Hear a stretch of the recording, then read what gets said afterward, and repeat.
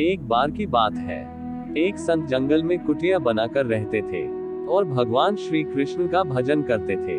संत को यकीन था कि एक ना एक दिन मेरे भगवान श्री कृष्ण मुझे साक्षात दर्शन जरूर देंगे। उसी जंगल में एक शिकारी आया। उस शिकारी ने संत की कुटिया देखी। वह कुटिया में गया और उसने संत को प्रणाम किया और पूछा कि आप कौन हैं और आप यहाँ क्या कर रहे हैं।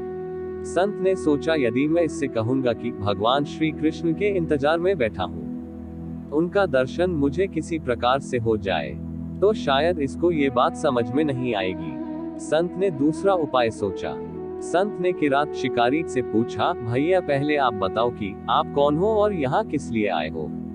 उस किरात ने कहा कि मैं एक शिकारी हूँ और यहाँ शिकार के लिए आया हूँ। संत ने तुरंत उसी की भाषा में कहा, मैं भी एक शिकारी हूँ और अपने शिकार के लिए यहाँ आया हूँ। शिकार ने पूछा, अच्छा संत जी, आप ये बताइए आपका शिकार दिखता कैसे है, आपके शिकार का नाम क्या है, हो सकता है कि मैं आपकी मदद कर दूं। संत ने सोचा, इसे कैसे बताऊं, फिर भी संत कहते हैं, मेरे शिकार का नाम है, वो दिखने में बहुत ही सुंदर है, सांवरा सलोना है, उसके सिर पर मोर मुकुट है, हाथों में बंसी है।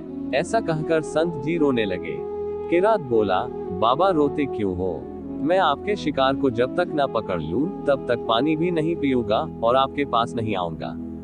अब वह शिकारी घने जंगल के अंदर गया और जाल बिछाकर एक पेड़ पर बैठ गया।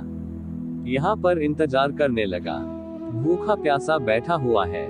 एक दिन बीता, दूसरा दिन बीता और फिर तीसरा दिन। भूखे प्यासे किरात को नींद भी आने लगी। बांके बिहारी को उन पर दया आ गई।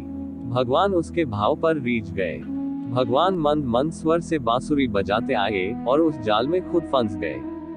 जैसे ही किरात को फंसे हुए शिकार का अनुभव हुआ तो तुरंत नींद से उठा और उस सांवरे भगवान को देखा।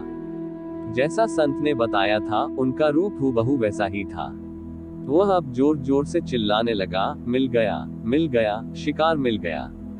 शिकारी ने उस शिकार को जाल समेत कंधे पर बिठा लिया और शिकारी कहता हुआ जा रहा है, आज 3 दिन के बाद मिले हो, खूब भूखा प्यासा रखा, अब तुम्हें मैं छोड़ने वाला नहीं हूँ। शिकारी धीरे धीरे कुटिया की ओर बढ़ रहा था।